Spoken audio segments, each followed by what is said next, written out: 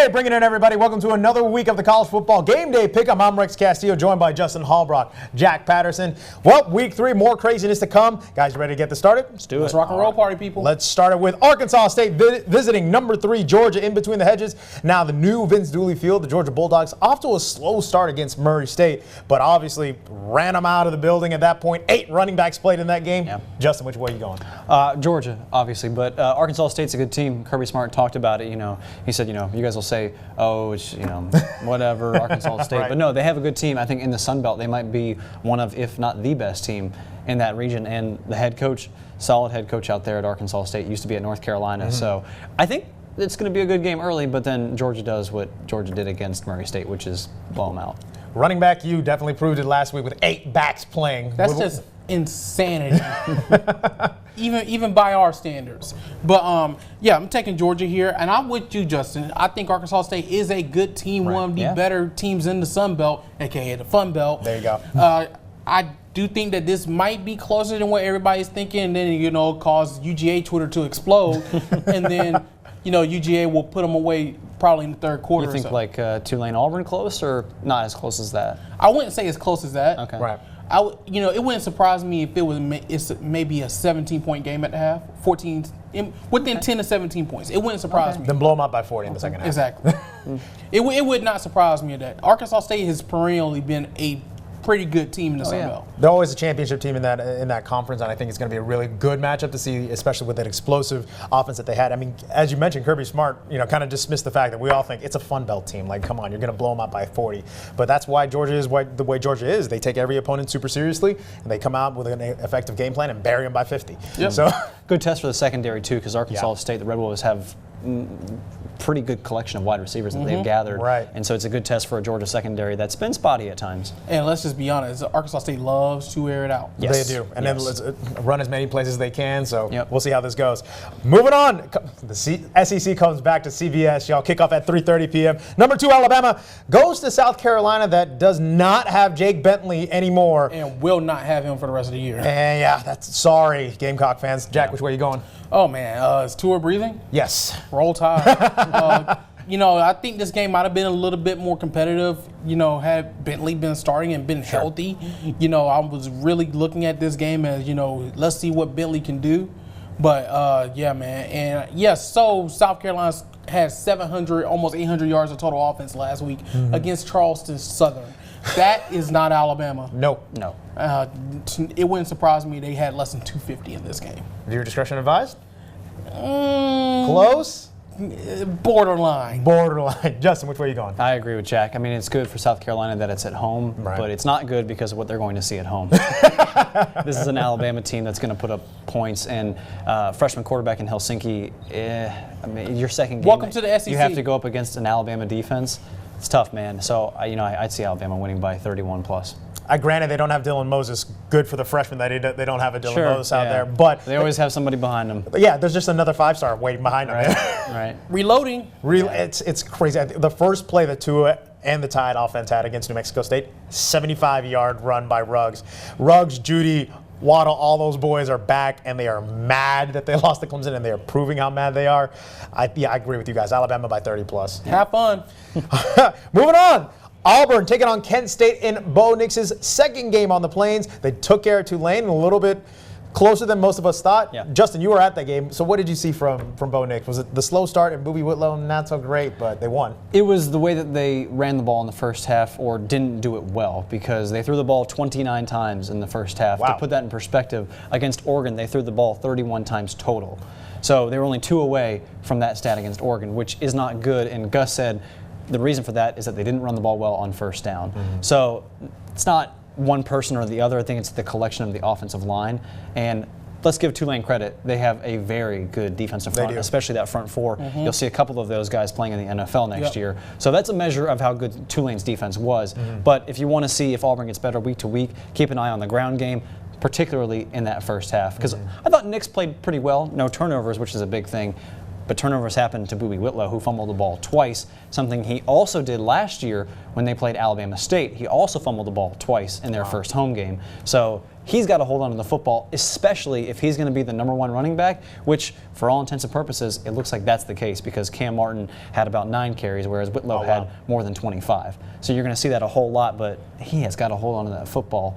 Good news for them is that they're not going to give up any points on defense to anybody named Kent State, Tulane, or anything like that. Or any directional school. Yeah, I mean, against Oregon and Tulane, they gave up a field goal or a touchdown on their first possession, but once that happened, they settled down. So, love the defense, got to see more from the offense. And I think Boobie is still doing push-ups. I was going to say, his mama is not happy about that. For sure. Not happy at all. Yeah. I tend to agree with you, man, and what Malzahn said.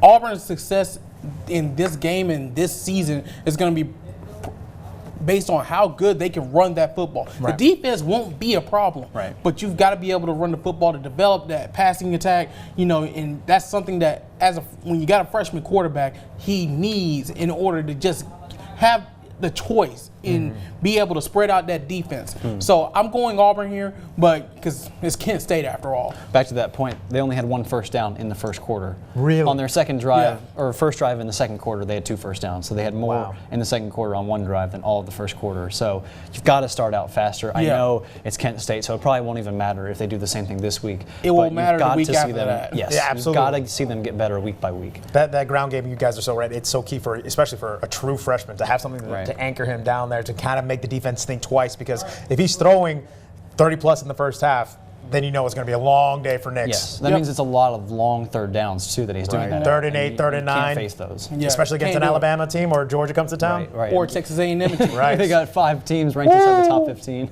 Well, that's the schedule Gus wanted, right? Yeah. Have fun, Gus. All right, moving on. This one going down on noon on ESPN. Kansas State undefeated taking on Mississippi State, technically undefeated, but we know that's a little bit of a struggle. Yeah. Justin, which way are you going? Give me the boys from Manhattan. All right. This Kansas State team is always solid, never falters. I cannot say the same about Mississippi State, and it looks like their quarterback may have gone down, and they may have a freshman quarterback come in for the time being. So give me Kansas State and that defense against a freshman quarterback. Jack. You're exactly right about the Mississippi State quarterback, and you like Kansas State's defense. I like Kansas State's offense. They got that new coach from North Dakota State, the one that developed Carson Wentz. And say that again. Kansas State has a what? Did I say new quarterback or new head coach? New head coach. That's so weird. Yeah. That is so weird, isn't That's it? weird to say. I'm just Kansas saying, State head coach. Bill Snyder not there. Yeah, you're right. We haven't talked about that this year, which is weird. Crazy. Weird. Right. Also, don't throw me off like that. That's like a team changing its colors in the middle of the season still. Oh, yeah. Kansas State without Coach Schneider. Yeah. It's still weird to say You said that it. out loud, and I was like, they do have a new head coach, don't they? And that, Okay, then. Chris Kleeman coming over from North Dakota State. That man has put together some of the I don't think he's greatest used to that title. FCS SES teams in history.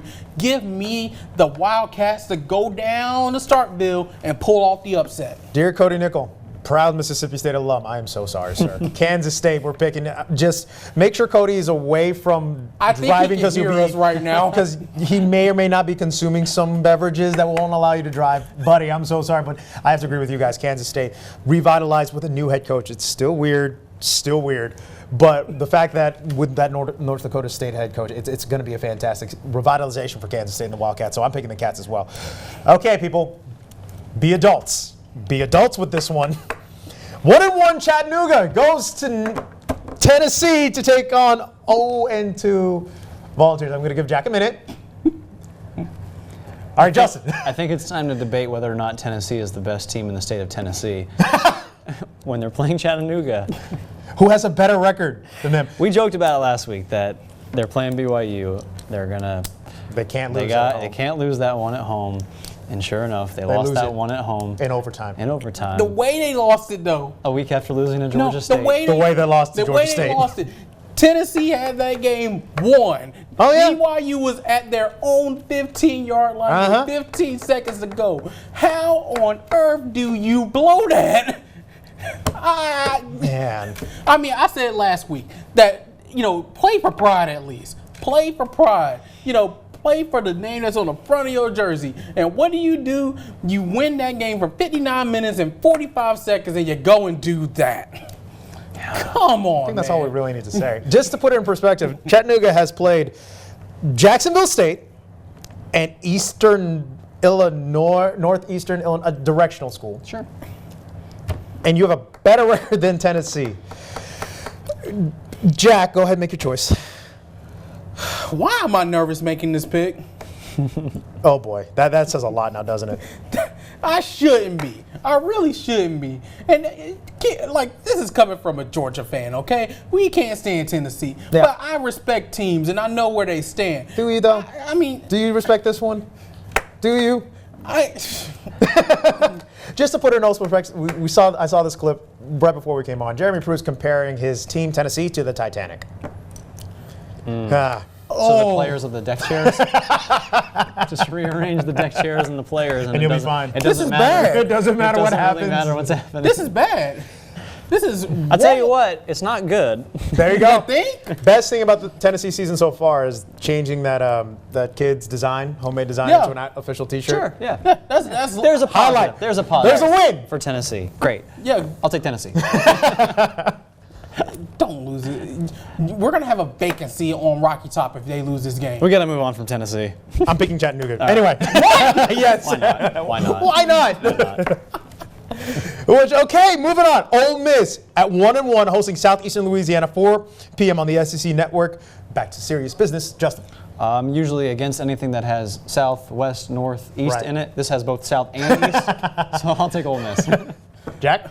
I mean, Ole Miss won the Futility Bowl in the SEC West, so I'm gonna take Man. Ole Miss. That was a comedy of errors, and then Ole Miss just came out on top Yeah. against Arkansas. I'm picking the Rebels. Yeah. All right, speaking of the comedy of errors, Colorado State taking on Arkansas, also on the SEC Network. Colorado State going up to Arkansas. Jack, which way are you going? I mean, I could pick Mike Bobo. Colorado State did beat Arkansas in Colorado State did. last year, but I'm gonna give Arkansas the home field advantage, and they've got to do something right. So, going with the Razorbacks. That was the alarm game. Is like, what just happened to Arkansas season when they lost to Colorado Yeah, State? what happened Yeah. 2 weeks later? Yeah.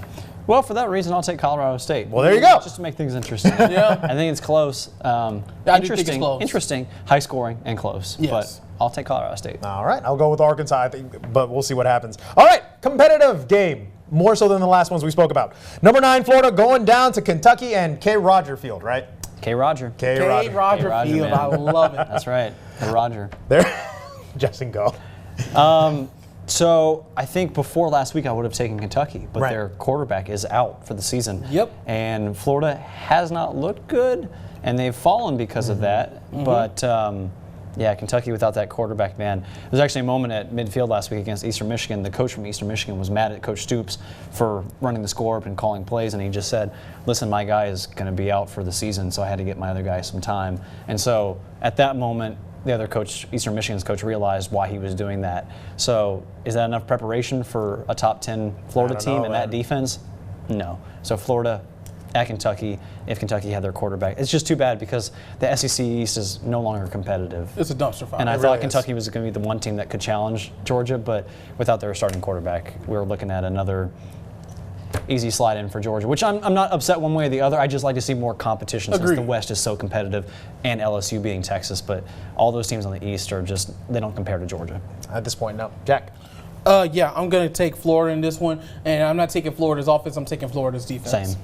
I think Felipe Frank still has that huge chip on his shoulder, too, and he's going to carry that throughout the season. I agree with you guys, is that without a starting quarterback, especially at this level of football, man, it's Yeah. unless you have a miracle situation happen, it's not going to happen for you guys.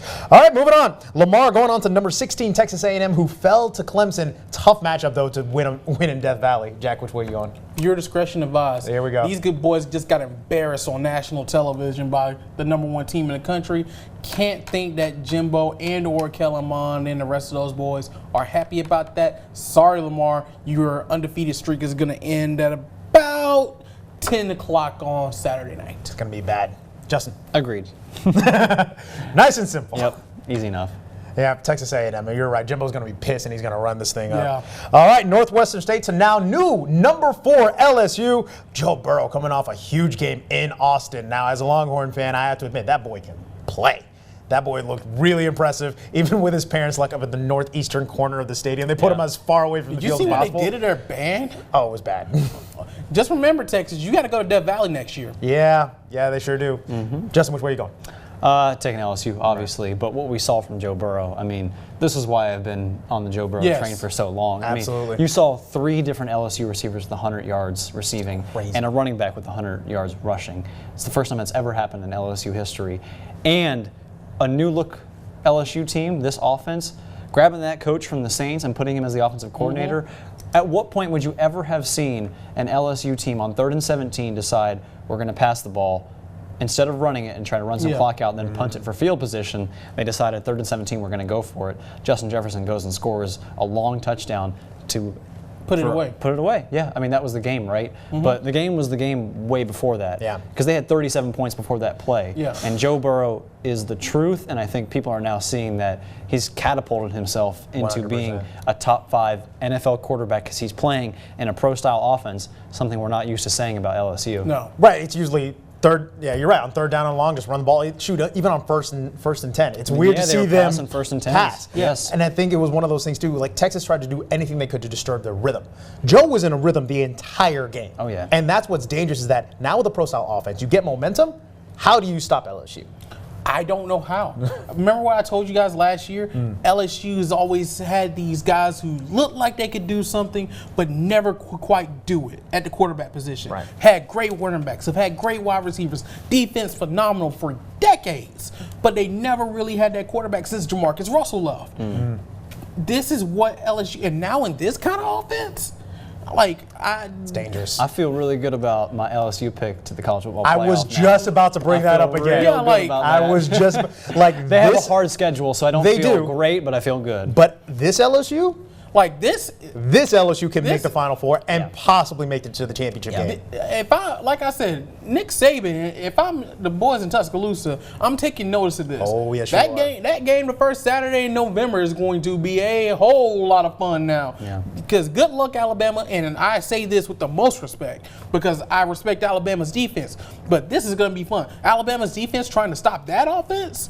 It's a Man. different monster with Joe Burrow in that rhythm. They played last year and it wasn't even close, and LSU kind of learned something about Right. themselves of what it's going to take to beat a top team like Alabama. But now that they have that experience, look out. Like I said, this is going to be fun. This is going to be so much fun. Oh, by the way, LSU, Yeah. viewer discretion. But We're yeah, just talking if you about- haven't talked about Yeah. LSU, Yeah, they had a good game against Texas. Viewer discretion advised. I mean, come on. Yeah. They're playing Northwestern State. Yeah. I'll also say when Joe Burrow gets pissed in a game over. It's like next 30 points on your head. He's kind of like the Hulk, where it seems like he's always angry. And he just plays angry. Well, no, Yeah, he does. And he calm. wins angry. He's- And then he's a heck of an interview afterward. Yeah. Yeah, he is. Mm-hmm. Final He's not game. afraid to share his opinion on social media. No, if he's you don't not. follow him on Twitter, Good follow. He's a funny I'm follow. I'm a Texas fan, There's no but it was politics. solid. There's no politics involved, but he's a funny follow, It's a man. good follow. Yeah. All right, and we're wrapping it up. Southeast Missouri State at Missouri. Kelly Bryant getting his first win as a Mizzou Tiger. Jack. This team, the team they're playing, Southeastern Missouri State, which sounds like a team that would have played Bobby Boucher and the Waterboy. They lost to Montana State last week. What do you want me to tell you? Missouri, The not state close. of Montana or Montana? The entire Yeah. state of Montana. And so, I feel like we've done this already, but there seems to be a South and an East in their name as well. right. Yes, and a state. So don't give me them. Kelly Bryant, Missouri. How great was it though to see Kelly Bryant get his mojo back a little bit with Missouri? It's still a long way to go. Yeah. I don't think that West Virginia team is even as close as what they were last year. And Dana Holgerson's now in Houston, so Right. West Virginia is way off the map in the Big 12 now. So I don't know if it was really. A measuring stick for them. at Yeah, I all. don't know necessarily, but it was good. Good to see. Yeah. We'll see what they do in SEC Especially play. after Wyoming. Oh boy. Oh, on the road too, and just that was ugly. Ugly all the Yeah. way. Well, guys, hope you enjoyed this week. Of course, you can always join us and make your picks on WRBL.com. Check that contest tab, and you'll see College Game Day pick 'em right there. For Justin and Jack, I'm Rex. We'll see you next week. Pray for Jeremy Pruitt.